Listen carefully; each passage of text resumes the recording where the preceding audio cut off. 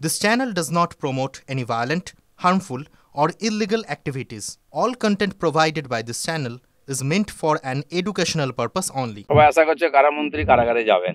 দেখা যাক, ইডি লেগেছে, কিছু তো রাস্তা বেরোবে এবং মহিলারা আজকে ভোগের বস্তু হয়ে গেছে। সবাই ভেবেছিল মমতা ব্যানার্জির মহিলা হিসাবে তার আমলে কমপক্ষে মহিলারা সুরক্ষিত হবেন, তাদের সম্মান রক্ষিত হবে। সবাই আশা করছে কারামন্ত্রী কারাগারে যাবেন এবং তার সঙ্গে ধীরে ধীরে আরো অনেকেই যাবেন। যাই হোক, এটা জুডিশিয়ারির ব্যাপার, কেস কাছারি হয়েছে, বহু দুর্নীতি হয়েছে এই সরকারের আমলে। প্রায় সমস্ত মন্ত্রী এমএলএ এমপি এর সঙ্গে যুক্ত, এক একজন করে আসছে সময়। নারী নির্যাতনটা পশ্চিমবাংলায় এটা কোনো খবরই নয়। টিএমসির এটা a movement. School, college, university, engineering college, management college, কোথায় হচ্ছে না? পাড়ায়, রাস্তায়, বাড়িতে মহিলারা আজকে ভোগের বস্তু হয়ে গেছে।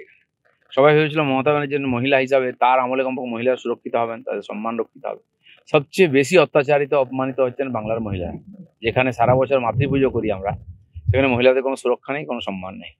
না, এখন টিএমসি যে দুর্নীতি যা করেছে, সবাই বলছে বেশ করেছি, কারণ কেউ কিছু করতে পারছে না, টিকিও ধরতে পারছে না।